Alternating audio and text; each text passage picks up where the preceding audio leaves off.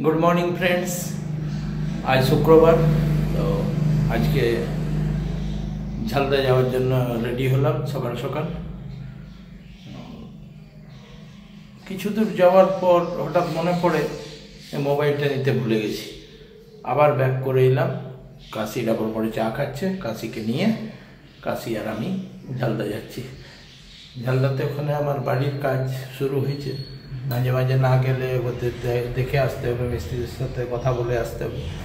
তাই আজকে ফাঁকা পেলাম, আজকে চললাম। তখন অনেকটা চলে যেতাম, দেশেরগড় পৌঁছে যেতাম, কিন্তু কি করবো, ব্যাড লাক। মোবাইলটাই চার্জে বসে নিয়ে। Good morning. আজ হচ্ছে 13 তারিখ শুক্রবার। রান্নাঘর থেকে ব্লগটা শুরু করলাম। রান্না তোড়জোড় শুরু করে দিয়েছি, তো কাটাকুটি করছি আর ওইদিকে চিকেনটা বসিয়েছি। চিন্টু বাবা আজকে সকাল সকাল গেছে ঝালদা। গত রবিবারে চিন্টু বাবার মাসির ছেলে, বয়স খুবই অল্প, ওই 40-42 বছর বয়স হবে,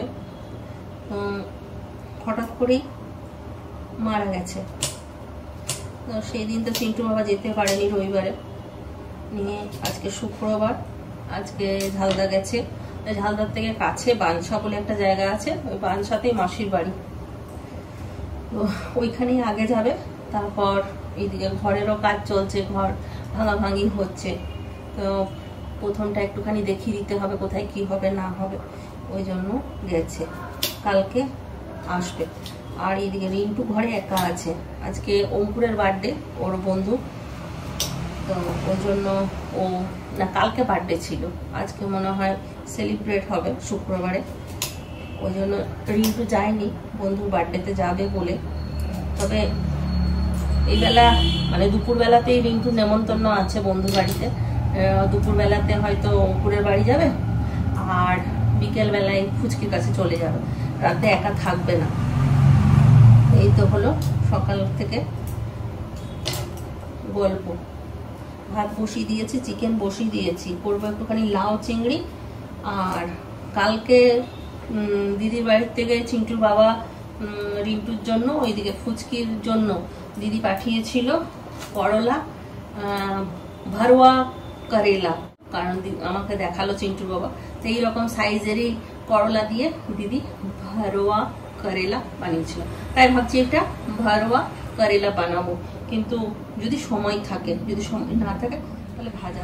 আমরা একটু চা টিফিন করে নিই। এখানে প্রত্যেকবার যেখানে করি সেখানেই পৌঁছে গেছি।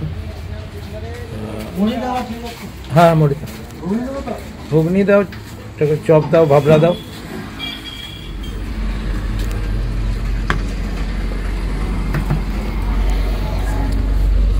এইটা হচ্ছে পুরুলিয়ার ভাবরা ভাজা, চপ, মুড়ি, ঘুগনি। এইটুকু পুকুর পদ্ম ফুলে ভর্তি।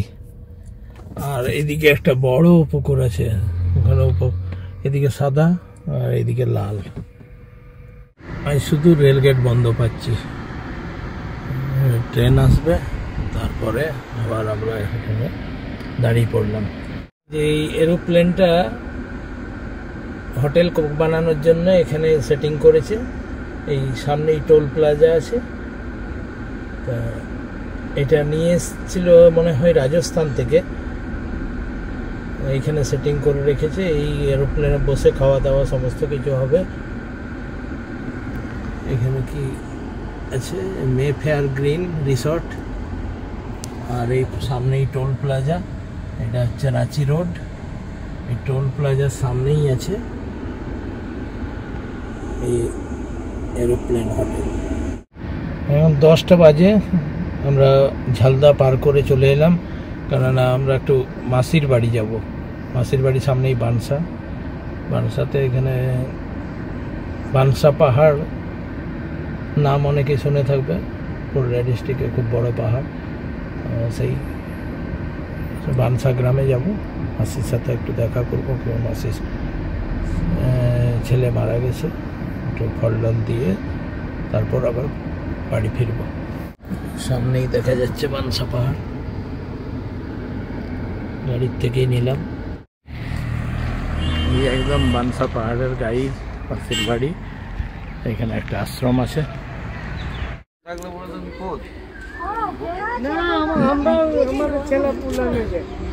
এইখানে কেউ যায় না, সব হ্যাঁ এটা মাসির ঘর।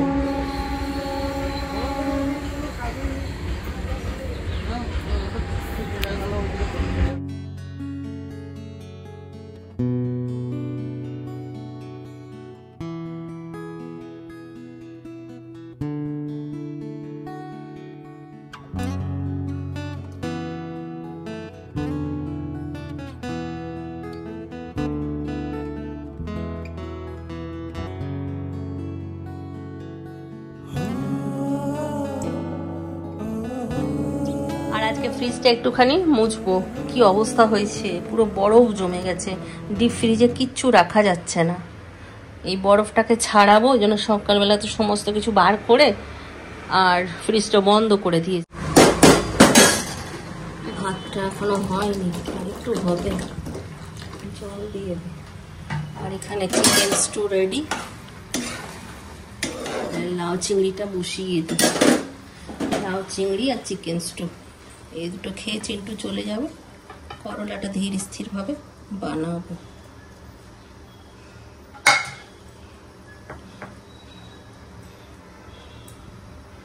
কেটে নিয়েছি এখানে লাউ, আর এখানে করলাটা এইভাবে কেটেছি।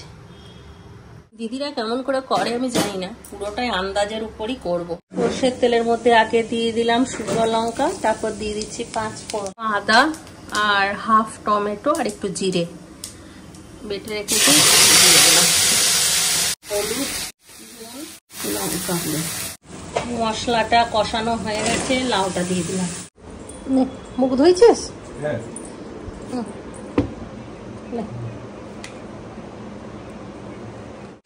লাউটা ভালো করে কষিয়ে নিয়েছি, দিয়ে দিলাম চিংড়ি মাছ আর একটা কাঁচা লঙ্কা। এখন 1 সপ্তাহ আমার মশলা জোগাড় হয়ে গেল।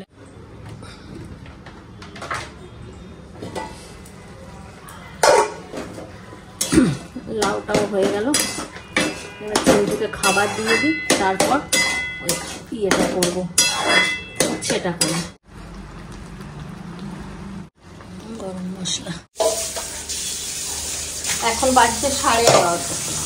চিন্টু বললো মা একটু পরে খাবো, খিদে নেই। করলাটা বানিয়ে নেবো, বললাম হ্যাঁ বানিয়ে নাও। কড়াইয়ে দিয়ে দিচ্ছি সর্ষের তেল, অল্প গোটা জিরে দিয়ে দেবো, বেশি করে একটু পেঁয়াজ কুচি। পেঁয়াজটা হালকা করে ভেজে দিয়ে দিচ্ছি ওই করলা থেকে তুলে যেটা রেখেছিলাম আর বীজটা। এই করলাগুলো নিয়ে একটু নুন আর হলুদ, হলুদটাকে নুন বললাম, নুনটাকে হলুদ বললাম, একটু মাখিয়ে নেব। আমরাও তো মানুষ, তাই না, একটু আজকে তো ভুল হতেই পারে। একদম যদি নিট অ্যান্ড ক্লিন দেখাবো তাহলে তো সিনেমা, তাই না? কাট কাট কাট কাট, চলো আবার বলো, কাট কাট কাট কাট, চলো আবার বলো। ভুলভাল বলবো তবে না রিয়েলিটি। আদা, রসুন আর জিরে, কাঁচা লঙ্কা একসঙ্গে বেটেছি আজকে, পেঁয়াজ বাকি নিয়ে এটার সাথে। হলুদ, আন্দাজ মতন নুন, টমেটো। পুরটা পুরো রেডি হয়ে গেছে। এর মধ্যে সামান্য একটু বেসন দিয়ে দিচ্ছি যাতে একটু আঠা আঠা বেরিয়েছে। একটু গরম মশলা, একটু চাট মশলা। কি হয়েছে বলতো, রিন্টু বেরিয়েছিল বাইরে আর লক্ষ্মী পিসি কাজ করতে এসেছিল। লক্ষ্মী পিসি ভাবছে রিন্টু চাবি নিয়ে গেছে, আর লক্ষ্মী পিসি তালা বন্ধ করে চলে গেছে, আর রিন্টু বাইরে বসে আছে। কি অবস্থা! এখন লক্ষ্মী দিকে না পাওয়া গেলে আজকে ওর বার্থডে পার্টিতে যাওয়া হয়ে যাবে। কি করে যাবে? জামা কাপড় সবকিছু তো ভেতরে, আর তার উপরে আবার স্নান টান কিচ্ছু করেনি। না হয় স্নানটা না হয় ফুচকির বাড়ি গিয়ে করে দিল, কিন্তু জামা প্যান্ট কোথায় পাবে? কি জ্বালা। ওর বাবা ফোন করলো, বলে লক্ষ্মী পিসি কোথায় কোথায় কাজ করে তুমি জানো? আমার না, আমি জানি না লক্ষ্মীদি কোথায় কোথায় কাজ করে, শুধু রিমঝিমদের বাড়ি কাজ করে সেটা জানি। তো রিমঝিমের মাকে ফোন করলো, রিমঝিমের বাড়ির থেকে বেরিয়ে গেছে, আর কোথায় কোথায় কাজ করে আমি তো জানি না। এবারে লক্ষ্মীদির বাড়িতে ফোন করলাম, নিয়ে আমার ছেলেকে বললাম লক্ষ্মীদির যে একবার দেখো না কোথায় কোথায় কাজ করে, তাহলে একটু চাবিটা দিয়ে যেতে বলো। এই করছি, এটা নামিয়েছি, আর নামিয়ে ওই ফোনের পর ফোন আসছে, এটা ঠান্ডা হয়ে গেছে, চলো এগুলো ভরে নিই। এগুলো সুন্দর করে ঠেসে ঠেসে ভরে নিয়েছি। পরে তেল দিয়ে দিয়েছি, এখনো চাবি পাইনি, একবার করে রিন্টুর সঙ্গে কথা বলছি। এবারে এগুলো দিয়ে দেবো। আমার টেনশন হচ্ছে, মধু এলো একটা, তুই বলি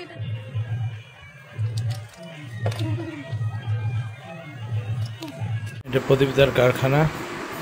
ছোট সময় এখানেই, সব সময় এখানেই থাকা হতো। স্কুল থেকে আসার পর এখানে বসতাম একটু। এটা অফিস রুম কাম দোকান। আর ওই দিকের বাড়িতেও আর একটা আছে, কারখানা আছে, ওখানে মাল প্রোডাকশন হয়, সমস্ত রকমের মাল, হোলসেলার।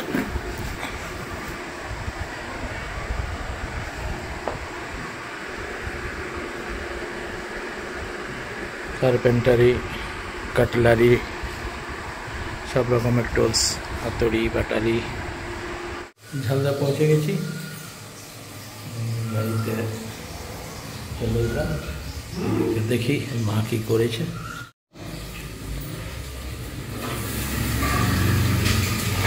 ভাত আর বগলি পোস্ত, আর ওইদিকে মাংস মটন চলছে রান্না।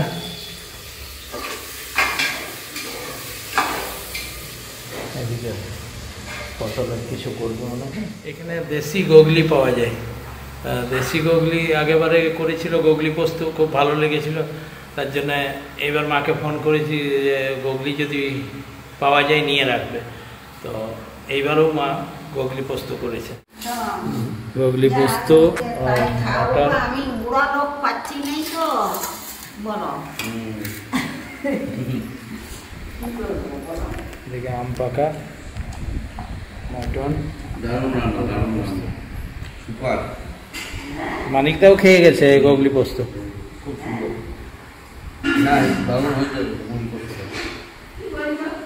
ভালো হয়েছে বলছে গোগলিটা।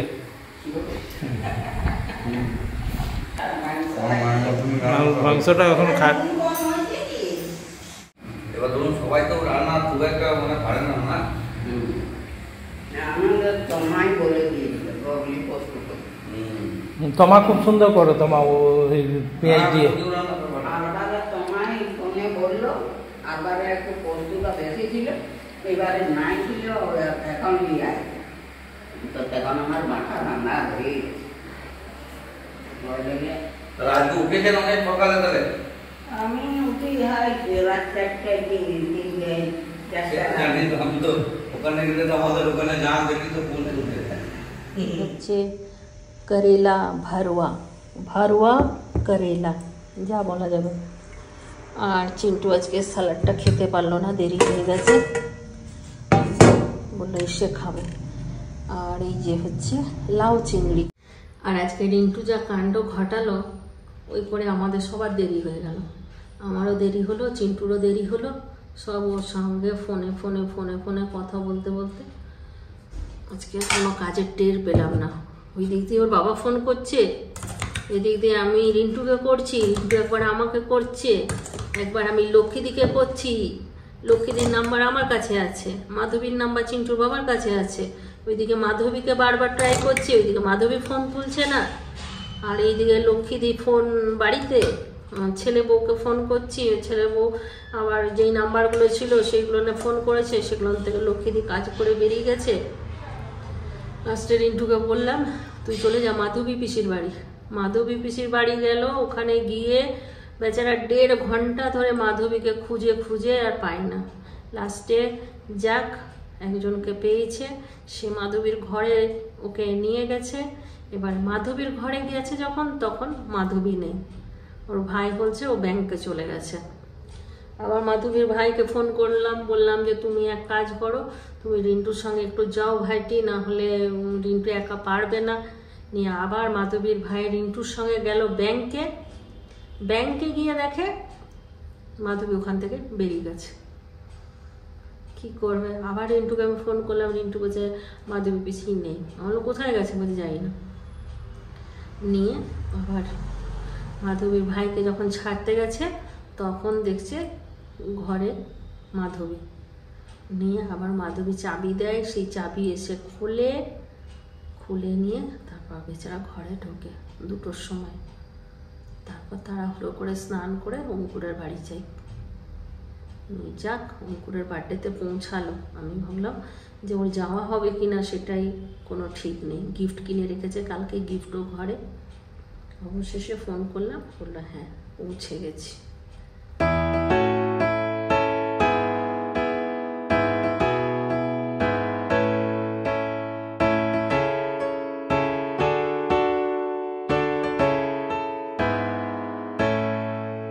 Happy birthday to you. Happy birthday to you. Happy birthday, dear my son. Happy birthday to you. এই জিনিসটা আমার জীবনের প্রথম খাওয়া। দিদিদের ঘরে প্রায়ই বানায়। দিদিকে অনেকবার বলেছিলাম যে এটা একবার খাওয়াবি, ওরও আর সময় হয়ে ওঠে না। যখন হয়তো বানাই তখন আমরা থাকি না। চিন্টু তো বললো ভালো হয়েছে, দেখি।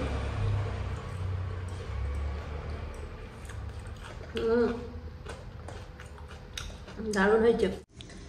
লাউ চিংড়িটা একটু ট্রাই করে দেখি কেমন হয়েছে।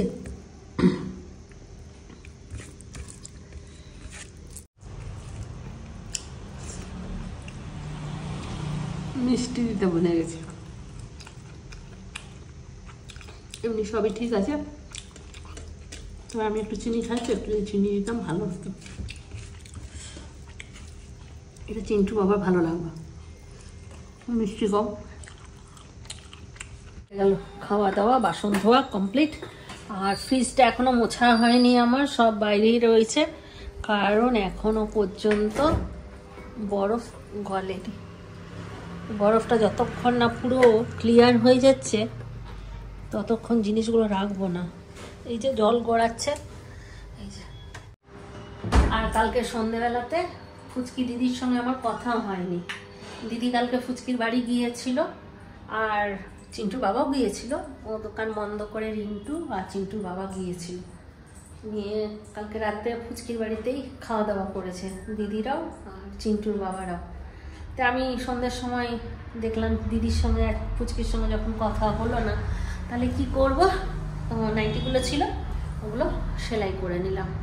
এই 3টে নাইটি কালকে সেলাই করেছি, তার মধ্যে আজকে একটা পরাও হয়ে গেল। কেমন লাগছে? ভালো লাগছে না? আমার তো বেশ ভালো লাগছে দেখতে, সুন্দর লাগছে ছাপাটা। তোমরাও বলবে হ্যাঁ কেমন লাগছে নাইটিটা। যদি বলো ভালো লাগছে তারও গোটা 5 কিনে নিয়ে চলে আসবো। প্রোটিন ছোঁচা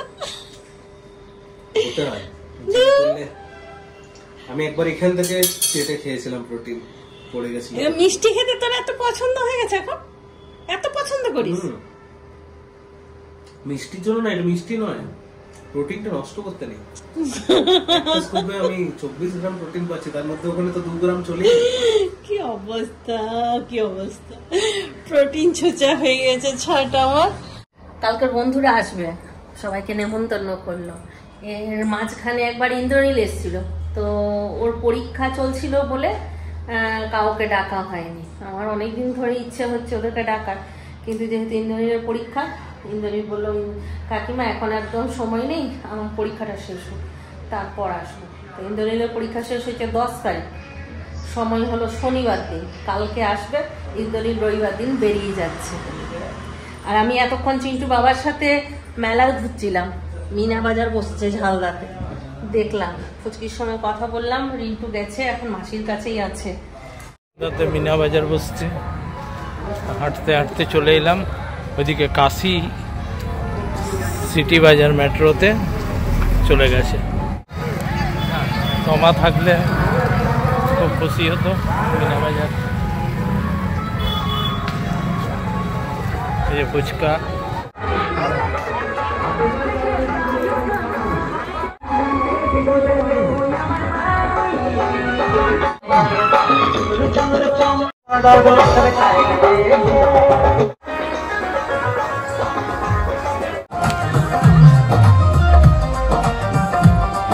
মাসির বাড়ি যাচ্ছি। কি করছো? হ্যাঁ কি জানে যে একটা আছে না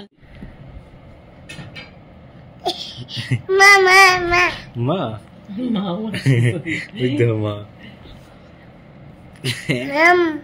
মাম, হ্যাঁ মামা আছে, দাদা মা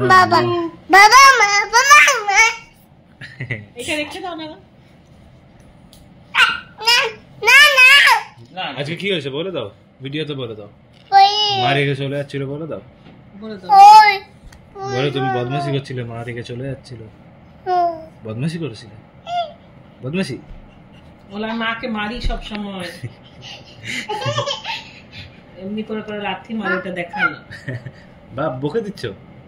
আর দেখো কাজ করছে কত বাহুবলী। পড়েই যাচ্ছে বাহুবলী। কি বলছো? এটা কি লস্যি দিয়েছে মাসি আমাকে? হ্যাঁ কি করছো তুমি? জল মেশাচ্ছ লস্যিতে? হয়ে গেছে বাস। না উল্টো করো, উল্টো হুড়ু হুড়ু দবাং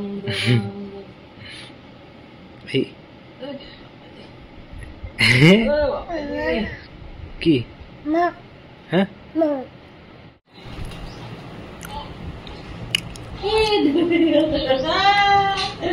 কত বড় ঢুকিয়েছিল একটা,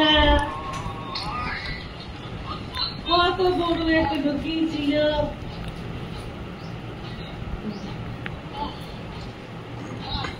আজকে রিন্টু আমাদের বাড়িতে, আজ শক্তিদা গেছে ঝালদা মাসিমার ওখানে।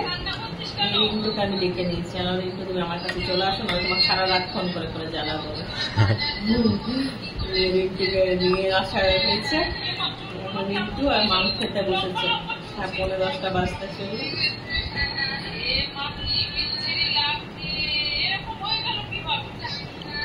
রান্নাঘরে ডিনারের ব্যবস্থা করতে, এখন মা বেটার ডিনার হচ্ছে। আর বানাচ্ছি এই যে গোলা রুটি বা ছিলকা যাই বলবে, তার মধ্যে একটু স্পেশাল করেছি, সসেস দিয়েছি, পেঁয়াজ কুচি দিয়েছি, আর কি দিয়েছি, ওই ক্যাপসিকাম দিয়েছি, একটা ডিম দিয়েছি,